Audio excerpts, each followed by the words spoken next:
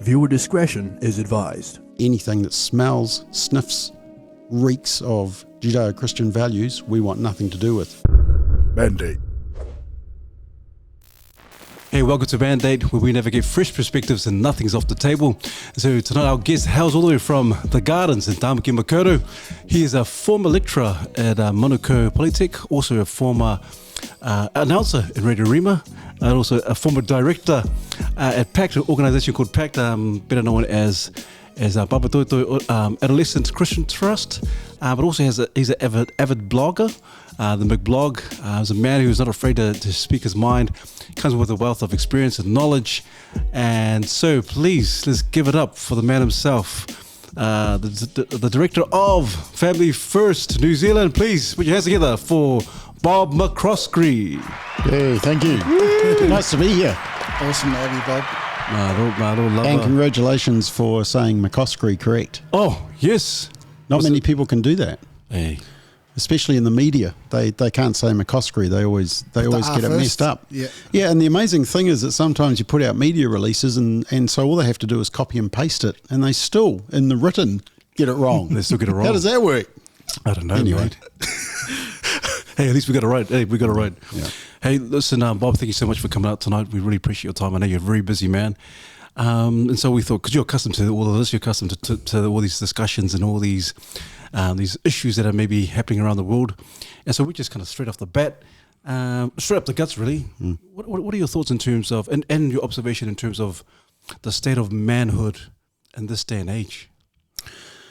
Well, I think if a man was a lion, we're slowly declawing the lion and taking away some of its prowess, its ability to defend.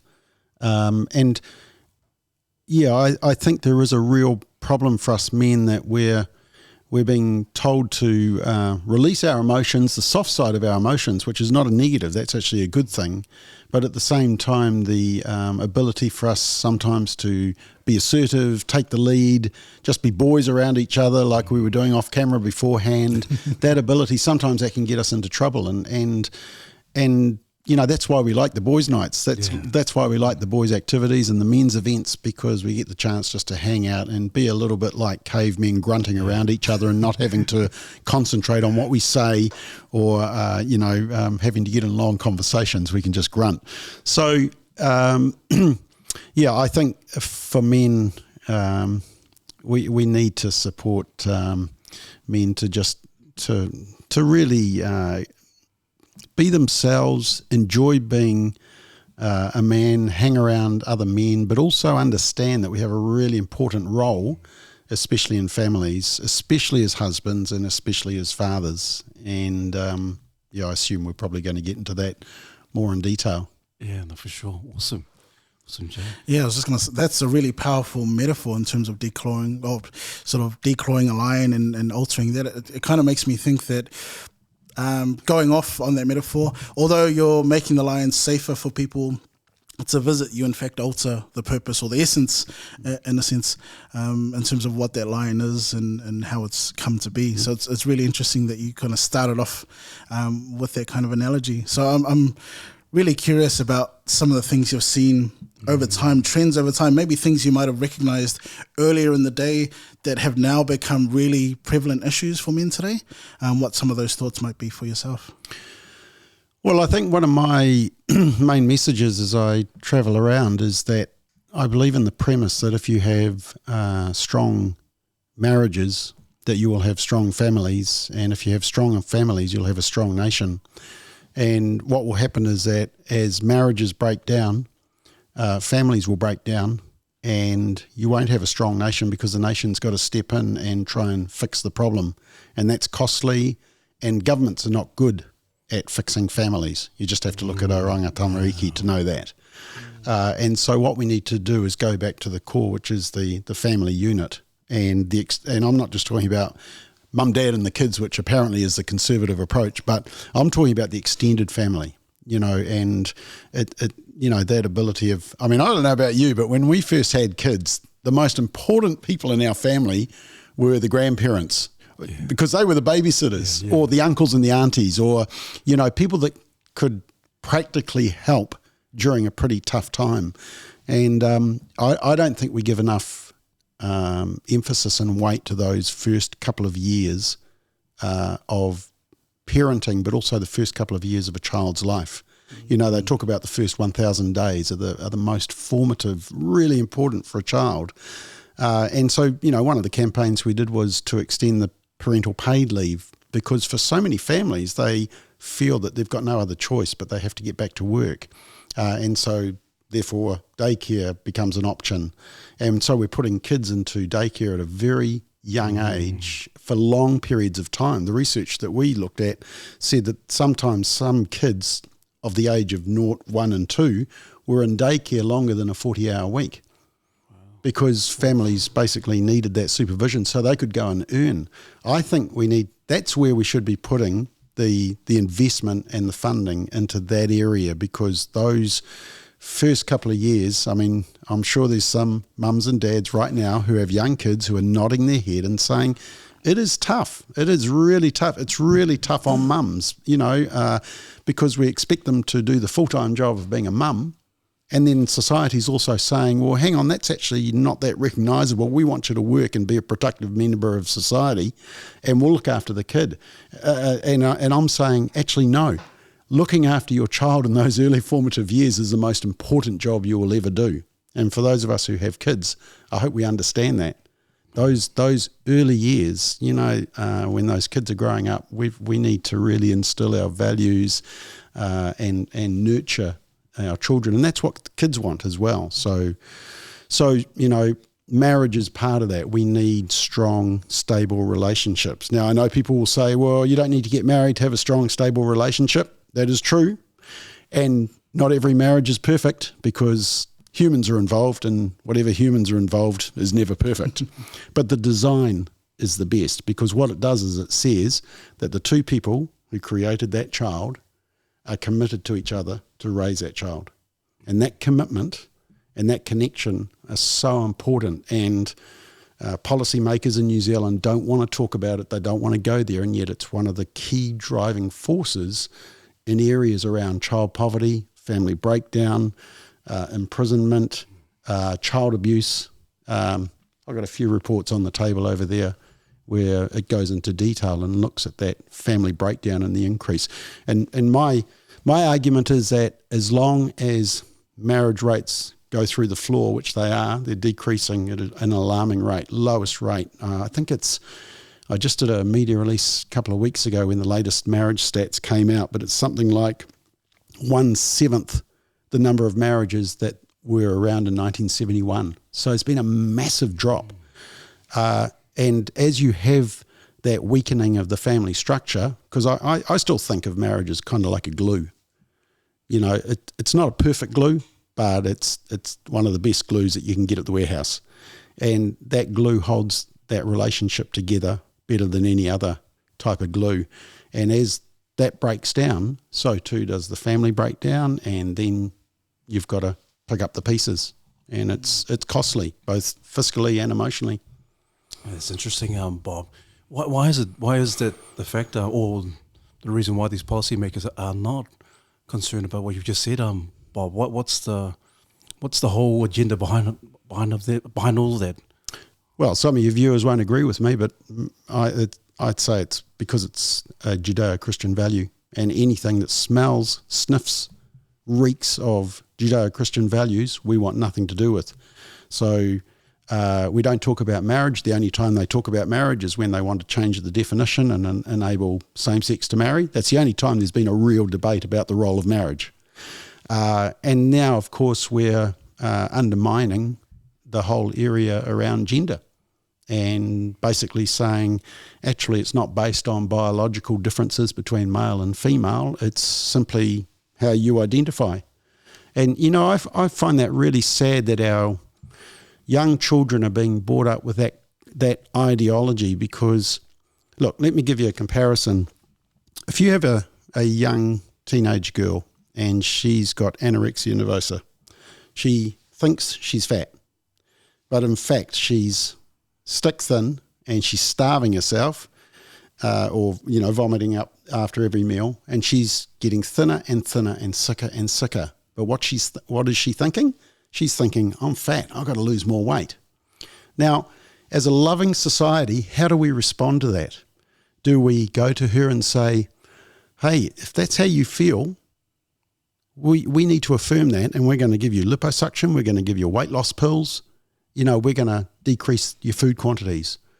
Or do we deal with the actual problem, which is what's going on in the mind? Now, for the life of me, we aren't doing that with kids who struggle with their gender. They think they're the opposite sex, and yet they're about to go through puberty, and puberty reinforces what actually biological sex they are. And what do? We chest bind, we give them puberty blockers, we give them hormone blockers, and then we give operations that cut off their private bits or, change them around.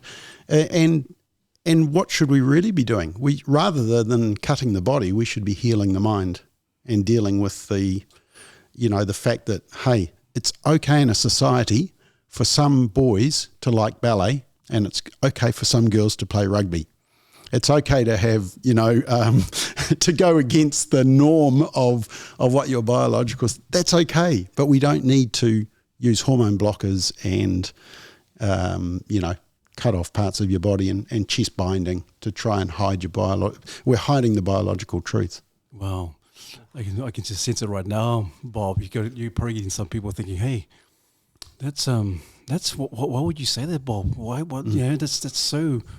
In terms of even like to the point of that's just being bigotry, all that kind of stuff. And why are you against that? And it just seems quite crazy. And I totally agree, 100%. In terms of what you're saying, Bob. And so, what do you say to those folks who right now probably ruffling their feathers already, Bob, and think, oh, what is he saying? And they're probably going to say some nasty things in regards to what you just said. But what do you say to those folks who probably still in that kind of place? That, no, this is how it should be. Well, I would say that when you get the claim that you're bigoted or you're homophobic or you're transphobic, that's a label that's thrown out and it's designed to shut you up. And we've got to get past that. And we've actually got to get to the table and say, put up your evidence that chest binding and going through cross-sex hormones and delaying puberty, messing around with the whole pubertal process of a teenage, and then mastectomies and chopping off private bits, which make us guys eyes water. Is that the best? Or actually is it better to wait and watch and deal with maybe comorbid disorders that are going on, other issues going on in their life, maybe other mental disorders? And let's have that debate, because that's actually what's happening around the world. There was this big push that, no, if a child says they want to be the opposite sex, we just go down that path. Now you've got countries, fairly liberal countries, fairly pro-LGBT countries like Finland, Sweden, UK, Australia, and even psychiatrists in New Zealand who are starting to say, actually, in France, maybe we shouldn't be rushing. We need to deal with the psychiatric side of things. We need to do that analysis first rather than rushing them in to immediately go on puberty blockers and chest binders. So that's the debate we have to have at the public level. But the problem is that, as you say, as soon as you – and the reason that I'm not hateful towards these kids. I actually love them. I want them to know the truth, and I want them to live at peace within their biological body, because that's the biological reality. Now, people will say, well, that's hateful. Well, I disagree. I think it's hateful to actually push them down a path. To me, it's like saying to a kid with anorexia nervosa, yeah, you are fat. Let's do some liposuction. It just doesn't make sense to me. So persuade me otherwise. But it's not coming from hate. It's coming from loving these kids and saying, actually, I think that healing the mind is better than cutting the body. Wow. Wow. That's so deep. But see, the problem is we're not allowed to have that conversation. We can have it here because you're allowing it. Yeah. But in the public domain, in the media, in fact, there's some media outlets that won't actually even allow that debate. They actually say, we won't engage in that side. We won't let you talk like that. So they won't even have that debate. Oh, because I can imagine a lot of men are probably thinking the same way that you're thinking of, in terms of what's happening in terms of conversion therapy and all that kind of stuff. Why is it that a lot of our men may be a bit timid or a bit scared to kind of voice their opinions? Well, I could sum it up with 2 words. Israel Falau.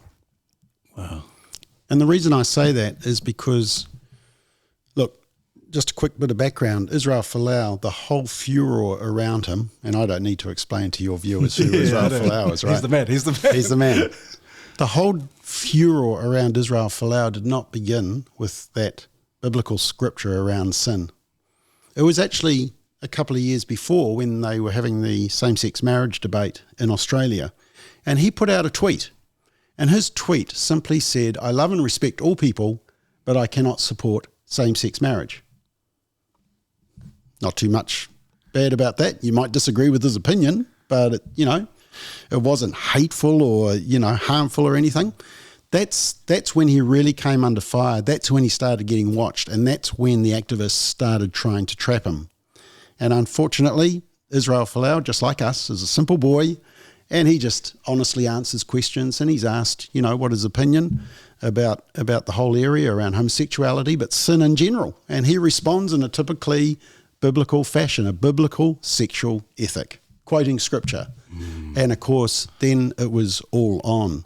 In fact, I've just recently released a McBlog commentary where I've talked about the way he was treated, and also Margaret Court, the famous tennis player, who also had similar views, and how there's actually a tennis court in Australia that's named after her, and they wanted to rename it because of her homophobic and bigoted views.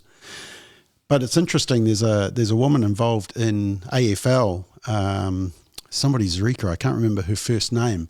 She refused to wear the rainbow shirt because of her beliefs, because she's Muslim. Oh. Now, you probably haven't heard of her. No, and you probably haven't heard of the guy, Indira, I think his name, Indira Gay. He is is he a footballer? Yeah, he's a footballer for PSG in France. PSG, yeah. Have you heard the furor around him? No, I haven't. He also wouldn't wear the rainbow shirt for PSG a couple of weekends ago. That's right. It wasn't in the media, was it? Yeah, no, I didn't. So we heard all about Margaret Court and Israel Falau all through the media on every channel in New Zealand, but you didn't hear about the AFL woman Muslim player, and you didn't hear about the PSG player, and yet they made the same stand based on their religious freedom, based on their personal conviction. But the Christians were targeted, but the Muslims weren't. Now, look, this is not a criticism against the Muslims. I actually texted a Muslim friend of mine, and I said, good on them for standing on their principle. He says, yep, we are committed to what we believe. But the problem is that, and back to your question, you said, why are we a bit scared to speak up? We saw what happened to Israel Falau. And to be honest, a lot of men look at that and think, I'm not speaking up. Why do I want to go through what he went through? Why do I want to put up with that? And that is the exact chilling effect that they actually wanted. They wanted people to shut up. And my challenge to people is you need to speak up. You need to speak up the truth. Look, even if you're called a transphobe, that's just designed to stop the argument. You need to speak up. If you're speaking biological truth, if you think you're speaking truth, speak it, defend it, listen to what the other side is saying, but don't stop, because we need that, marketplace of ideas. Wow. It seems like there's a real push. Like you said, the other two were Muslim, and Israel Falau, Christian. And it just seems like, I don't know, you can correct me if I'm wrong, Bob, is there like a certain agenda as to why the Muslims are able to say, yeah, that's all good. Yeah, you get a pass, you get a tick, green light, versus the Christians. It's well, remember, that goes back to the earlier question, which is that anything that sniffs of Judeo-Christian values is to be scoffed at and to be got rid of. And so Trevor Mallard, with the prayer at the start of Parliament, he took out reference to the Queen and he took out reference to Jesus. There was a massive blowback and furor. So which one did he reinstate? He put the Queen back in, but left Jesus out. And this is just part of the general societal approach, that it's kind of like we are over Judeo-Christian values, even though they form the basis of all our laws and our culture, and anything that smells of it, marriage, God creating us male and female. And even when you go down to the sanctity of life, when you're talking about abortion and euthanasia and drugs, that's all up for grabs now because we're trying to do everything we can to purge ourselves from those Judeo-Christian values, which is why my views aren't that popular. But hey, you got to speak up. But how do you deal with it, Bob? Because you must get a lot of flack. You must get a lot of people saying, "Hey, man, who is this crazy guy? How dare you?" And you must get, I don't know, even to the point of people just kind of ridiculing you and all that kind of stuff. How crazy is that, though, that your views would be considered the crazy one in the world that we live in today, when in fact it's kind of, we've come from that perspective, and now all of a sudden we've done a 360, and now that train of thought is thought of as crazy or backward or whatever. Well, I mean, that's an interesting point, because how do we judge whether our view is the minority? I mean, everyone told us that we had to legalise drugs and it was the only way to go. We mounted a campaign and actually argued and defended the reason why legalisation was important. You know, there's a famous quote, before you take a fence down, figure out why it was put up in the first place. And that was our argument with drugs, that unfortunately when you take the fence down, there's going to be problems down the track. And we produced the evidence. People pushed back. They disagreed with that. But in fact, you know, surprisingly, and despite the fact that the media were hugely biased in favour of legalising cannabis, and we've released a research showing that, we still managed to keep that fence up. Unfortunately, in the euthanasia debate, that fence was taken down. And I think part of the problem was because they were very clever with their use of terminology. They called it the right to, what was the bill called? Die with dignity. So they called it the Death with Dignity bill. Now, I don't know about you, but if I said to you, should everybody be allowed to die with dignity? We'd say yes, wouldn't we? Yeah, for sure. The argument was whether intentionally killing a patient is better than good, well-funded palliative care so that you live out your final days to the max and the best way you can. Or do you put people under pressure and so they actually start asking themselves, gee, I'm costing a lot of money, I'm frittering away all the inheritance of my kids, maybe why shouldn't I take euthanasia? And it's that coercion that we were really concerned about. Same with abortion. You know, you could argue that the country is pro-abortion if you look at the polling, but here's the interesting thing. We did some polling around abortion and we said, when we asked them about when would they allow abortion and what they thought the parameters should be, they were far, far more conservative than the bill that we've allowed, which effectively allows abortion up to birth and doesn't have any checks and balances in terms of sex selection abortions or coercion, blocks parents from being told that their teenager is having an abortion. So we've got a very liberal law in New Zealand, one of the worst in the world. I mean, it's actually shocking. But here's the interesting thing. Under the old law, so the before we liberalised it 2 years ago, under the old law, you could only have an abortion up to 20 weeks of the unborn child. So 20 weeks. Beyond that, you couldn't have an abortion. The only time you could have an abortion beyond 20 weeks was if the mother's life was in danger. Okay? And when we polled, we didn't tell people what the rules were. We didn't say you can have an abortion up to 20 weeks. We said, what do you think it should be? How far do you think the unborn child should have come before you can no longer have an abortion? It wasn't more than 20, it was actually 15. So actually people wanted a more conservative approach. You could argue that they were pro-abortion, but they actually wanted restrictions on it. And of course, you know, in the United States, one of the laws that they've done in some of the states is the heartbeat bill, which basically says that when you can pick up a heartbeat, because look, if, you know, one of us carks it on the floor now, what's the first thing you check for?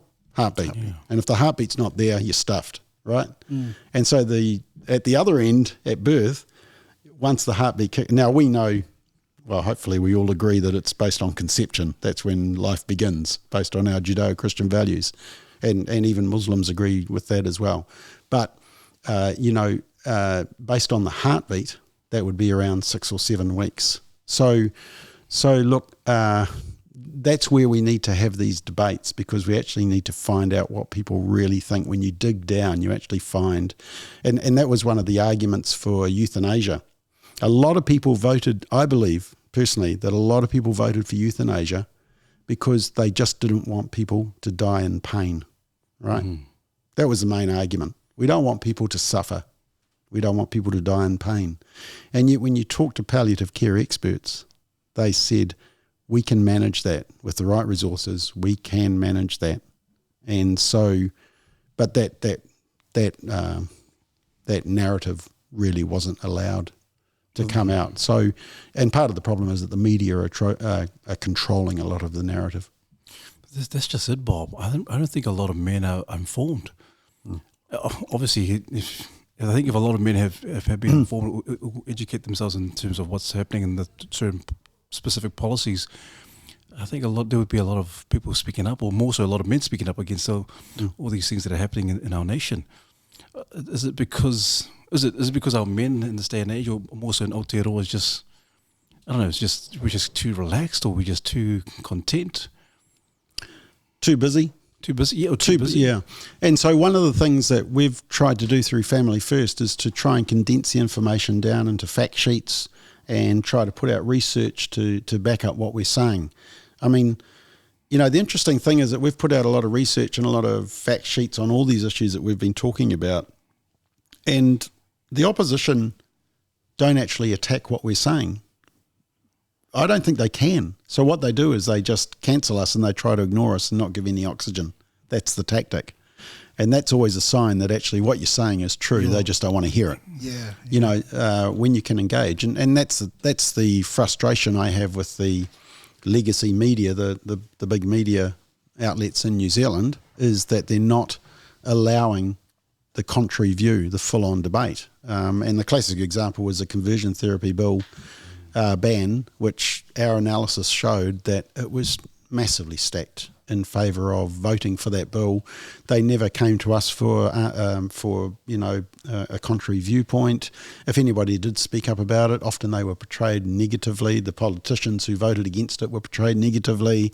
They never allowed the full debate, despite the fact that there was a massive debate because it had over 100,000 submissions from both sides. And yet the media didn't allow that conversation in the public domain. So, I don't want to make excuses for men not knowing about some of this stuff, but they're busy and it's getting filtered by mainstream media, which is why a lot of people are going to social media to get some of their facts. Now, sometimes that's not always reliable either, so we've got to start using our discernment, as we're told to, and we've got to sift through and check the credible stuff and find trusted sources on all of this. So there is work to do, and I would encourage men to start researching, take some time out, find some of those trusted sources, and maybe even, I know that there's groups, my nephew's involved in one where just a group of guys get together and they talk about these really tough issues, and they agree to disagree, and that's fine, but at least have that discussion and get the debate going. Yeah, 100%. I think that's what we're doing right now, Bob. And I love the fact that you're open and raw and honest about some of these issues that are happening in Aotearoa, in our nation. And it's enlightening, because these discussions need to be had. And I think a lot, like you said, a lot of men may not be well informed in terms of what's happening and all these different policies. And so I appreciate that you just say, hey, just being open and honest. And also at the same time, I know there's going to be, like you're saying, there's going to be a lot of people out there saying, hey, I disagree with what you're saying. But that's part and parcel. I think it's healthy to disagree, but also agree to disagree. Well, that's one of the interesting things that we've done in some of our campaigns, is that we actually are willing to work with people who we may disagree with on other issues. So, for example, in the recent debate around conversion therapy and birth certificates, about whether you can identify as the sex you want to be on your birth certificate rather than your biological sex. We were on a similar campaign with Speak Up for Women, which is a lesbian feminist group. And because we both agreed on those particular issues. Same with, for example, in the euthanasia debate, you could get together a group of people who oppose euthanasia but would disagree in the area of maybe abortion or gay marriage. And effectively, I remember the time that we got together the coalition to tackle the cannabis referendum. And one of the first things I said is all these groups from around the country sat in this room where we were out at that just by the airport, that theme park out there, Butterfly Creek. We're sitting in there, and the first thing I said was, you know what? If we had a debate on a number of social issues, we would possibly disagree on all of them at various levels around this room. But there's one thing we do agree on, and that is that legalising cannabis for recreational use is not in the best interests of New Zealand. And so by setting that parameter, we basically said, we will work together on this and we'll agree to disagree on other things. We need to be big people and be able to do that. And I'm sure around this table, we could probably have an argument about best fast food and we would disagree. And we still like each other. And that's okay. So, I think we need to grow up in our conversation and the ability to have these conversations. And the sad thing is that, unfortunately, on our tertiary campuses, and I'm a ex-Auckland uni, like your wife, yes, Auckland University. That's where I'm at now. Yeah, and AUT. Look, just recently, AUT shut down a debate where a woman wanted to come in and talk about women, and they cancelled it because they thought it might be threatening because they were talking about the definition of woman. Yeah, AUT. And it's happened around campuses around New Zealand where they're not allowing the debate because some people might get upset. We need to have these discussions and we need to learn to disagree.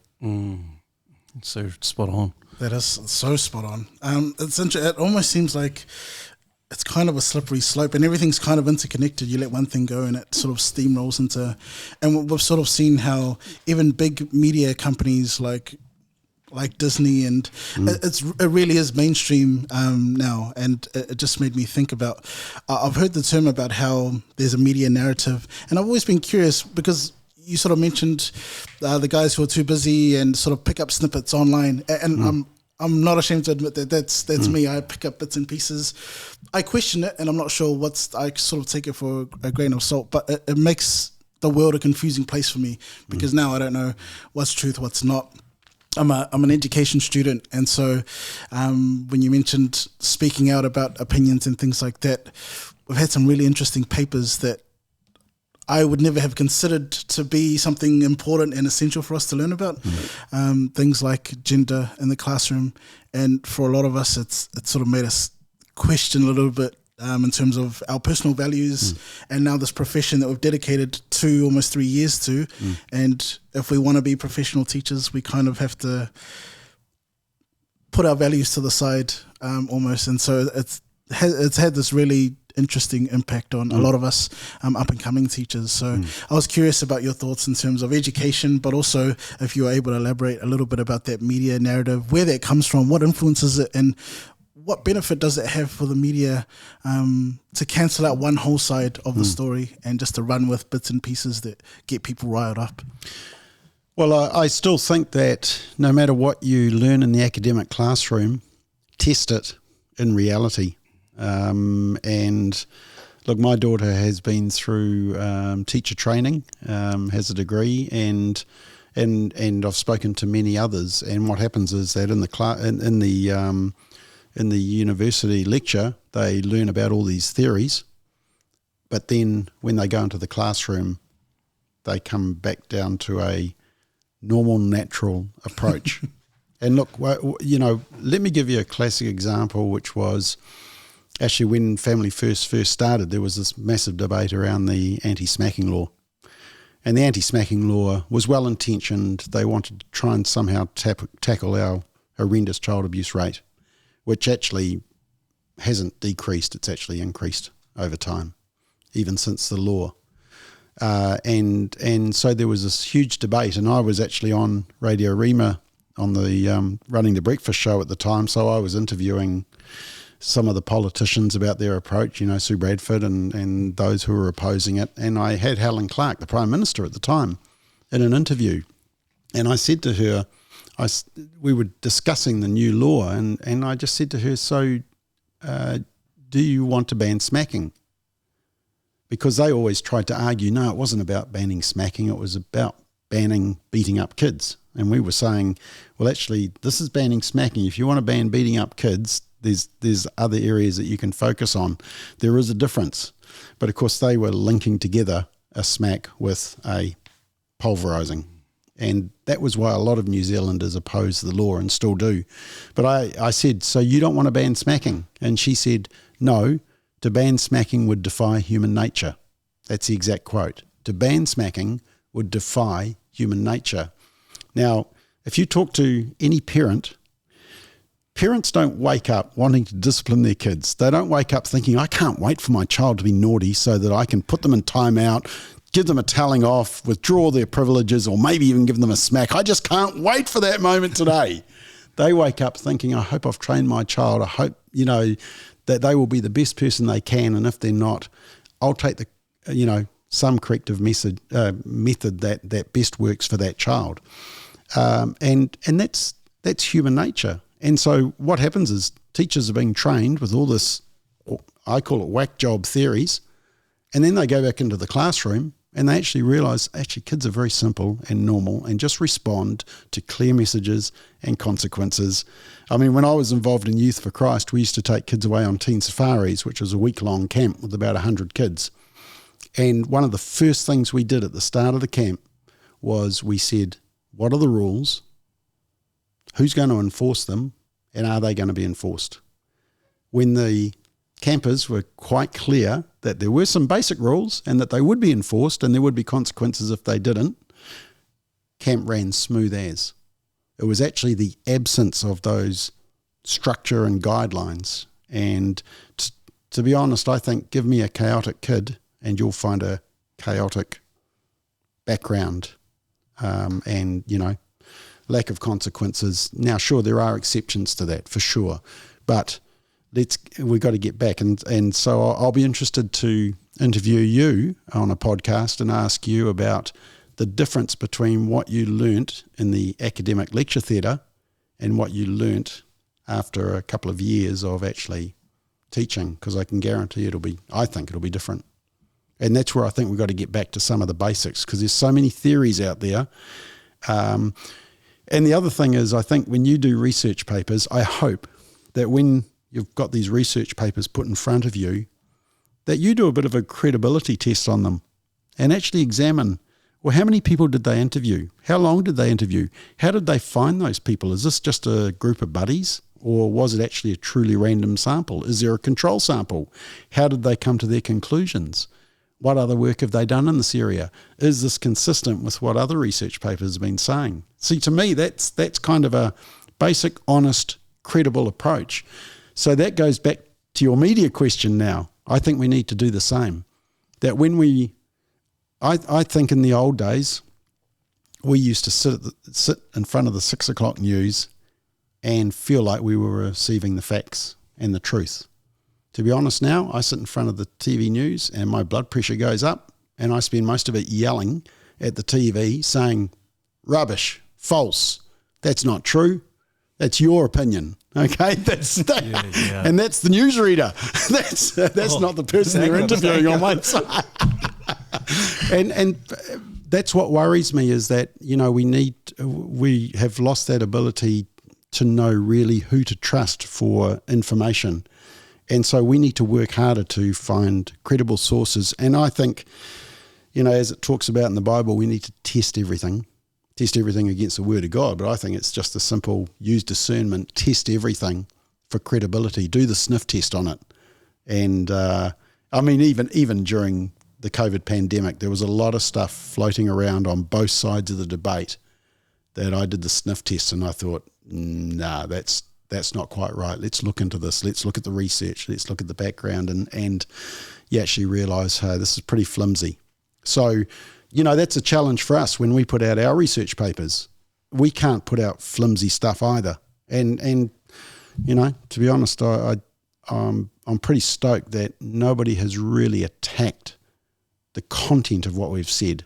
They've disagreed with it, but they haven't been able to pull it apart and say, actually, you've got this factually wrong, you've misinterpreted. So I think that's the important.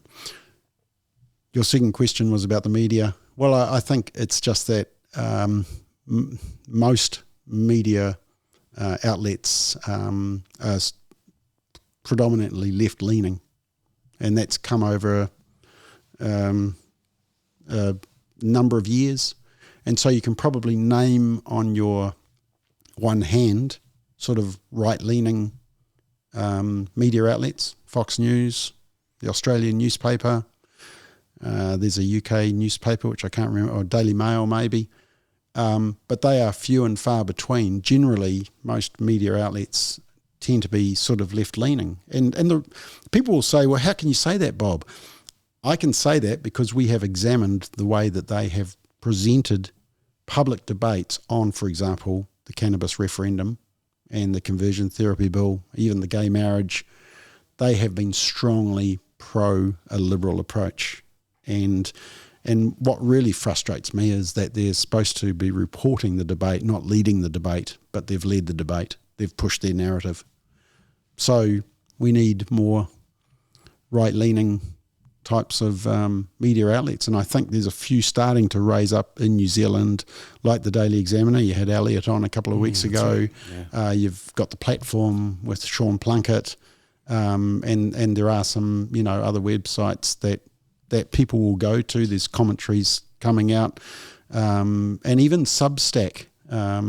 I don't know if you've heard of that, but that's kind of an area that a lot of people are starting to do commentary through. In fact, there's a woman who came out of Canada, so in New Zealand, we have Radio New Zealand. In Canada, they have the Canadian Broadcasting System, and she was a reporter, and she thought she was left-wing, but she actually left the Canadian Broadcasting Corporation because she felt excluded because the newsroom had shifted so far to the left, to the radical left, that she almost felt like she was a right-winger, and yet she felt she had liberal values.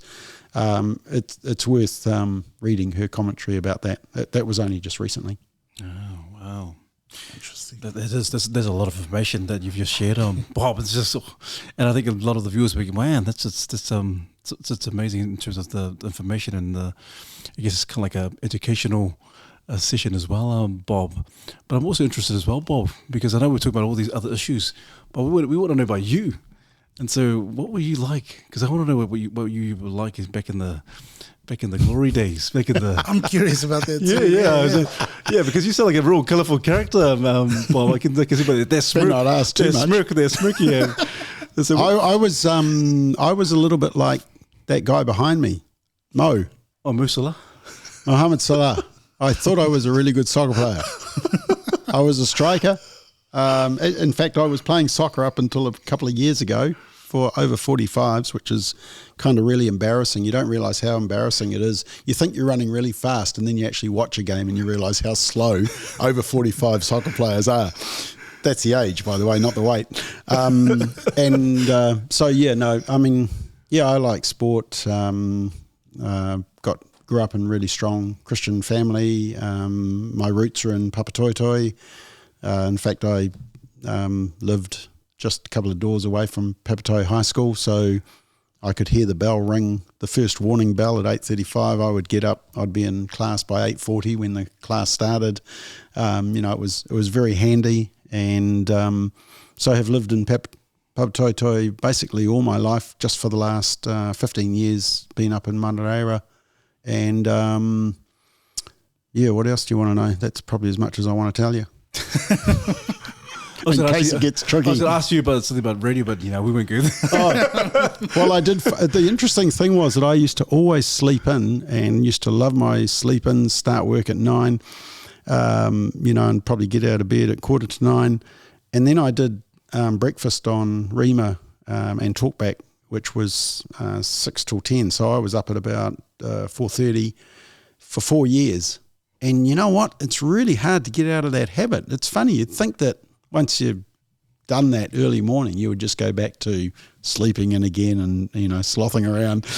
I still sort of wake up early, and it was quite interesting for me how over 4 years I developed that kind of habit in my life, which is actually a good habit, because now I don't get up at 4:30, but I do get up earlier, and that's my important time on my own, my devotion time, my research time, walking the dogs, exercising, which is good for the mind.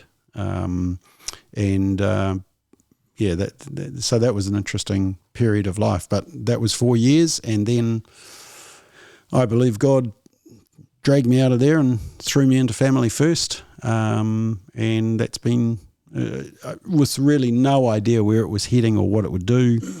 And 17 years later, we're still going, enjoying really strong support and, huge subscribership in terms of our email newsletters and social media. And of course, the latest development is doing these video blogs, which I know a lot of people are getting into. And that's where I think that's the alternative media, because whereas people went to the legacy media for their source and the 6 o'clock news and the major news outlets, now they're starting to look for commentary around the place, and they're starting to shop around, and that's not necessarily a bad thing. I still just think do the credibility test, do the sniff test, make sure that what they're saying has some credible background, and it's not just yeah. I totally agree in terms of the critical thinking and also doing the background test. But why is it, Bob? Because it is, we say it, test everything, and it is, even in the Bible, test everything. But why is it that men, sometimes some of us are not testing it? What's up with that? Well, I wonder whether we aren't taking our responsibility strong enough to, there is a really strong push for equality, and that's important, male and female alike. That's the way God created us. But also think, we're speaking to predominantly, we want to encourage men through this program. I understand that. And I think, my acronym is that the word for the word busy, is BUSY, stands for being under Satan's yoke. In other words, if the enemy can't make us bad, he'll make us busy, and it distracts us. It distracts us from being good husbands, distracts us from being good fathers. But I think there has been a cultural change, because I think, in fact, just yesterday I do some refereeing for soccer now, because my calves and my quads and my hamstrings can't handle the sprinting involved in playing. But what I do notice is that fathers are far more involved and are just as likely as mums to be on the sideline watching the game. Now, I'm older than you guys, but when we grew up, Dad was at work. Dad, put the food on the table, and Mum was doing all the running around with the kids. I know that even through my own parenting, that changed a lot, and dads have become far more proactive in the raising of the kids, and that's a big positive. That's a great thing. I think men have stepped up to the mark, but we need to continue to do that. And actually, we, as well as the paid parental leave, we also called for increase in father leave, especially in those early stages. You've got a mum who has just given birth, is trying to recover physically and emotionally from that. What do they need? They need another adult there. They need their husband. They need the father of the child there giving them support. So we felt that those first couple of months were really important.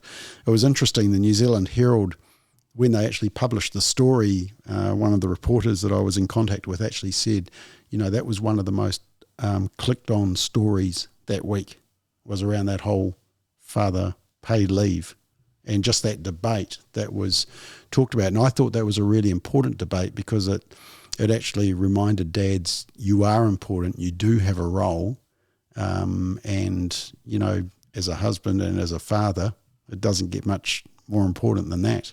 And so we've got to keep pushing that message at the same time as lifting up mums and saying, hey, you absolutely matter as well. That nurturing, that support of the child is so important, and we need to value it more. You're not just a mum. You're not just a mum, and the sooner we can get back to work so that you can be a real human being again. No, actually, we value you as a mum. It's the most important job you can do, because the state is not good at raising our kids. Oh man, anything else, Jay?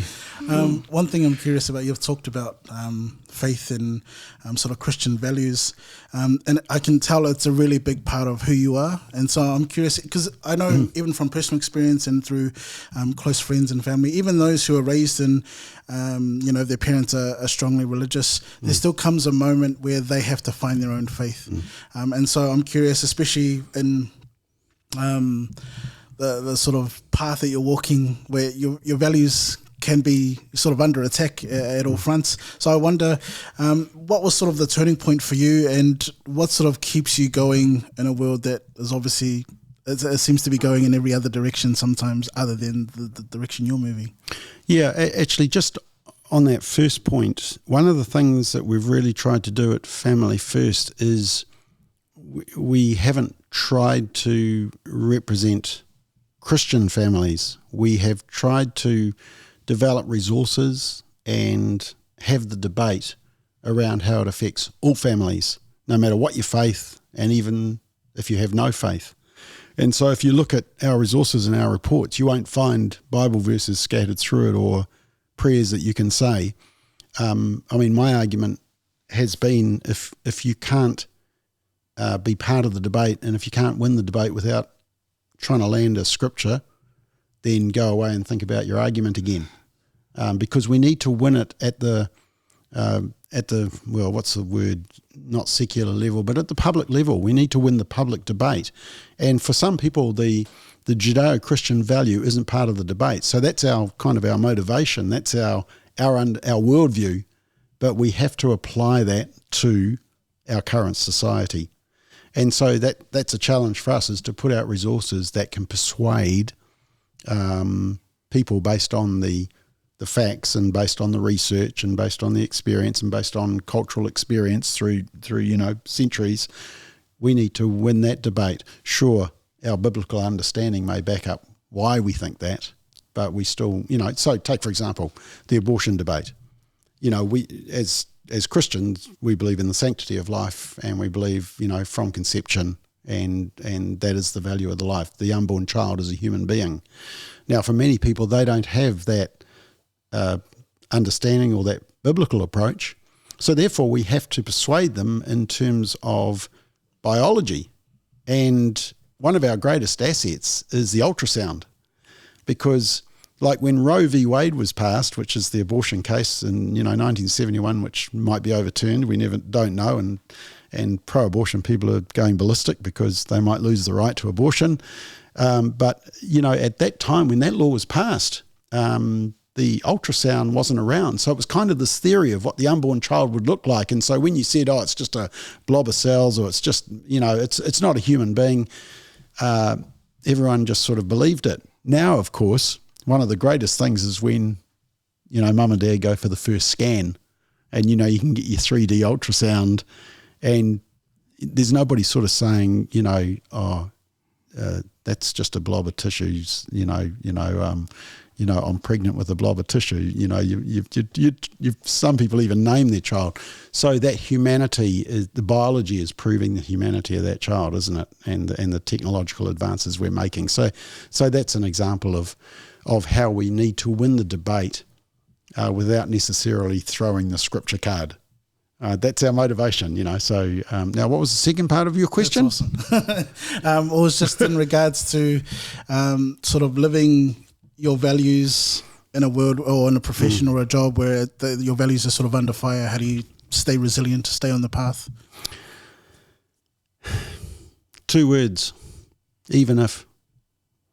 And some people might know what I'm alluding to. Shadrach, Meshach, and Abednego. The heat is turned up. I call it the culture. It's getting hotter, more hostile, and they're told that they have to bow down to King Nebuchadnezzar, and they say, well, we're not going to bow down. We think God will save us, but even if he doesn't, we're not going to bow down. And I think as godly men, we need to adopt a even if, not a only if you make it nice and only if you rescue me and only if I don't get treated like Israel Falau. It needs to be even if I suffer the consequences, I still need to stand true to my convictions.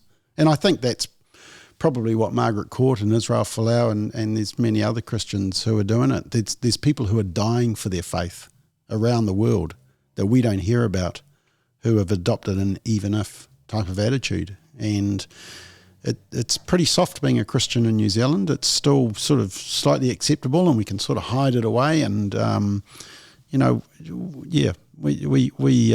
really don't know persecution. But my warning is that the heat is being turned up on the furnace. And like Shadrach, Meshach, and Abednego, we need to decide whether we're going to be even if types of Christians. So that's my approach. Courage doesn't mean an absence of fear. Sometimes we need, if we know what we're doing is right, and if we feel confirmation in our spirit about that from God, or however people make that judgment, for me that's for me, peace of God, that's my guide. Then you hold firm, and I think probably we need to harden up a little bit, because it's not going to get easier. The culture is getting more hostile to Judeo-Christian values, around biblical sexual ethics, the whole sexuality area, around sanctity of life, around, just the role of marriage, the importance of marriage, drug use, lots of things like that. Wow, man. I can imagine, Bob, I think a lot of men will probably be envious of just your stance. And like I said before, you're not afraid to speak your mind and to stand on your convictions. And I think a lot of men would think, oh man, come on, what is it? What is it, Bob? Because what is it that obviously is your faith in God and your belief. And I can imagine even before you're a Christian, you probably had this, I don't know, there has to be some sort of a fire under the belly or something as to why you said, I don't care. What if? You said, what if? And it's like you obviously you're going against the grain. But what is it? Was it before you became a believer? Or was it something? Was it someone instilled some good values in you prior to you becoming a believer? Your dad? Was it dad who said, "Hey son, you just got to speak your truth, speak your mind"? What was it? Was there any influences? I think it's just that it was part and parcel of my upbringing, is that I had a good involvement in the support of church life, Christians around me. But I don't know if I sort of set out to have that. I don't know if I'd thought about that even if type of approach. I mean, I went through university. I then went lecturing at Manukau Polytech for 4 years. And then I felt the call to get into a ministry. So I walked away from a very good salary to having to raise my own support working at Youth for Christ, which was based in Otara. And, we were running rallies at Otahu College and running the camps, and there was Te Haora, and it was a real step out. And then setting up, as you said, Papatai Adolescent Christian Trust. And I think it develops over time. I think if there's people there sitting right now and thinking, man, I need to be braver, I need to adopt that, even if, it's not just there was that famous ad with that actor where she said, "It's not going to happen overnight, but it will happen." It was a hair ad by Rachel Hunter. Yeah. And we always say it's not going to happen overnight, but it will happen. And I think, you know, if your intention is godly, then it will happen, but in God's perfect timing, and He'll open the doors. You know, deep down, if I had my way, I'd probably still be involved in the media. I'd be involved in radio. I'd still be doing this. It kind of wasn't my design. You know, I didn't sort of think, I'm going to set up Family First in 2006. In fact, I was probably dragged there kicking and screaming by God, to be honest. But at the same time, I look back and I see just the steps that led to that, being involved in the media on the other side of the microphone, interviewing people, so I knew what to expect and how they operate. And then that time of being in tertiary and learning about research and understanding credibility of what you're reading, and then involved in youth work and working as a social worker around Papatoetoe and in the schools. You know, so understanding what family breakdown and it does to kids and to families in general and communities. So there was this kind of stepping stone that I didn't see. And I mean, Jeremiah talks about that. You know, I know the plans I have for you. They are plans for good, not for evil, to give you a future and a hope. And, you know, those words were spoken when the Israelites were actually in captivity and were going to be in captivity for quite a long period of time. And yet they were still told, I know the plans I have for you, they're plans for good. And so I think to men watching, thinking, they realise they need to be more stronger in their convictions. I would say it's not going to happen overnight, but just start pressing into God. Start getting some discipline around reading scripture. Get some discipline around figuring out how can you be a better father, better husband. How can you contribute, serve, give more to the community that's around you and support families and kids? And as you do that, it'll start to fall into place. You know, often we want the quick version, because we live in a very quick world. We can't even. I mean, how many of us have put a meal in the microwave and sat there saying, "Come on, 30 seconds." And that's the culture we live in. If we don't get the answer in 30 seconds, we go looking elsewhere. And that's the danger, as you said, that often we don't do that deep thinking, that deep debating. Some people possibly voted in the referendum on cannabis or euthanasia and decided just as they walked in, or decided as they looked at the piece of paper and thought, maybe, you know. And we need to have these discussions. And so, like I say to your viewers, there'll be some there sitting saying there, Bob, I disagree with everything you have said. And to them I would say, good, I'm glad you're thinking about it. Figure out what you disagree with and why, and put up some structure around that opposition or support. That's where we have the real strong debate and we come to some solutions. I'm not afraid of that, and I hope your viewers aren't. It's interesting that you mentioned disagreeing, and you mentioned earlier as well, you know, it's about learning to disagree but still being able to work together and finding common ground. And it just made me think about my own personal journey, and I think for a lot of our men, trying to be agreeable, and you know, you don't want to sort of start any trouble or anything, so you sort of get into this habit of agreeing with everything. And you mentioned if you disagree with this, then that's good, because that's a sign that you're sort of thinking about things a little bit more critically. And I think I can only say from my own experience, I'm assuming there's a lot of men like myself who have often gone into the booth voting and sort of agreed with the little bits and pieces that we've seen. We haven't gotten a complete picture of both sides of the argument, but we've heard one bit that kind of sounds pretty good, and we've agreed with it and taken that into the voting poll. So I kind of agree with what you're saying in terms of that disagree, but I'm just having this internal dilemma of reflecting on all the times where I've just agreed for the sake of keeping the peace, even though deep down inside I know something doesn't sit right, but I can't find the courage, or I'm waiting for the stars to align when the timing's right to step in, and the timing never comes, and then life moves on. So yeah, I just wanted to comment on that, and I'm really grateful that you sort of brought that perspective, because it's making me think about things a little bit differently. So, Well, I think that, one of my favourite scripture, and you'll ask me where it's from, and I'll have to come back to you on that, but it says, let the peace of God be your guide, or in some versions, let the peace of God be your referee. I mean, that's a good soccer analogy, isn't it? And that's kind of that peace in your spirit of knowing that, I mean, when I feel troubled about something and something's troubling me, then I go back to it and I re-examine my attitude, what I've done, and I've always used that as a bit of a guide. If I don't feel quite right about the way I'm saying something in a media release, or maybe I'm thinking, this research report, it says something and I like what it says, but I don't feel at peace about it because I think that we've missed out something. Take those, I call them prompts or cues from the Holy Spirit, and listen to those. And I think as men, if we do that, then we live at peace with ourselves, with God, and with the decisions that we make. We're not always going to make the right decision, and sometimes we mess up. We're all sinners saved by grace, but at the same time, we need to be brave, but also ask for that peace which passes all understanding. So, yeah, that's my sermon for tonight. That's good. That's good. Oh, that's good. I don't know. Were you a former pastor as well?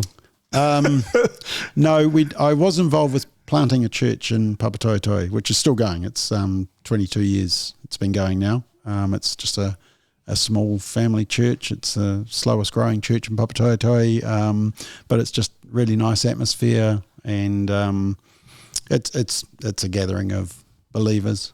And but I think the kind of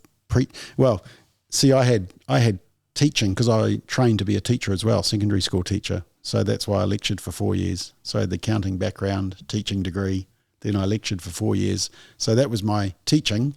And then I got into the YFC, working with kids and Christian ministries. So that was kind of the application of the teaching to the preaching. And so, yeah, I do enjoy teaching, but I'm not a Bible scholar. I haven't been to a Bible college.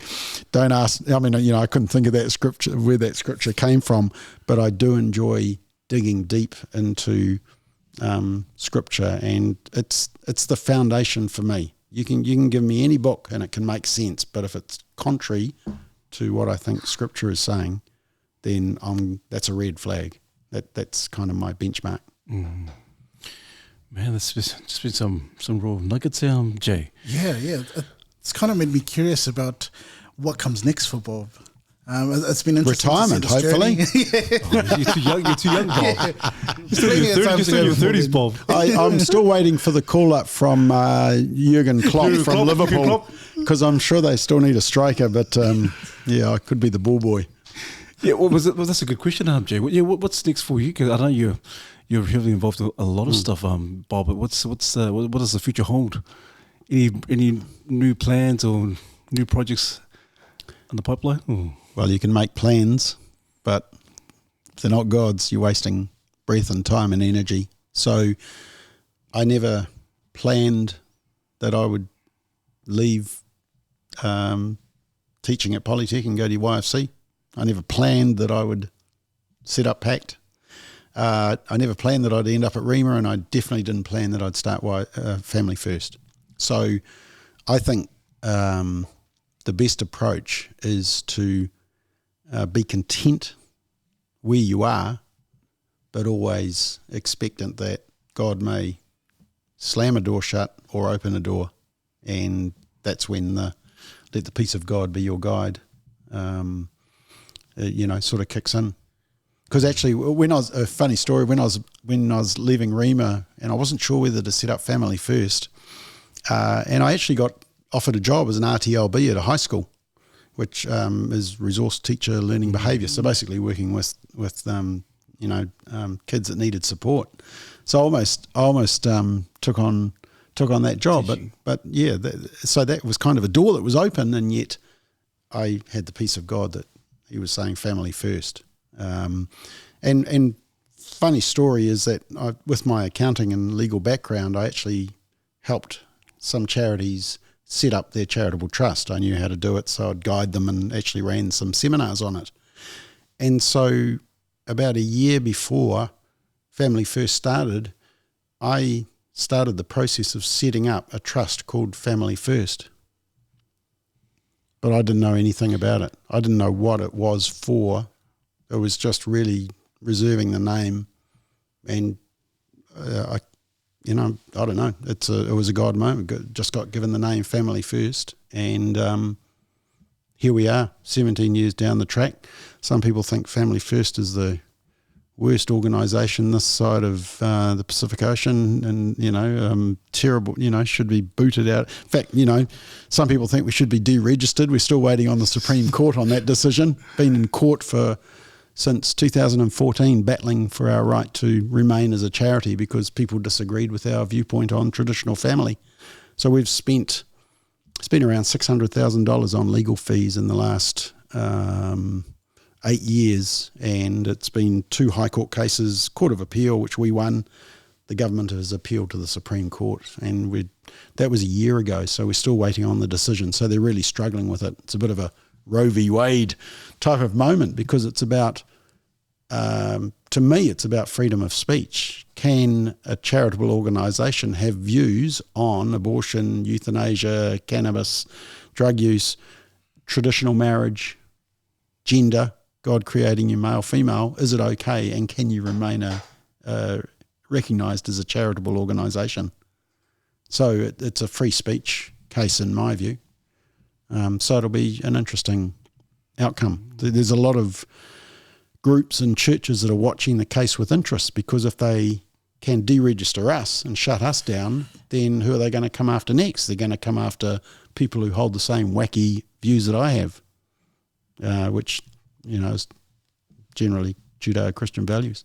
Good on you. And you and Family First were just plugging, just going hard, and regardless of what's happening with that case. But Bob, we just want to thank you, mate. We just thank you so much also for tonight. I know we're conscious of time as well, and we just thank you so much for your insights, but also just it's been very educational. For sure, Jay.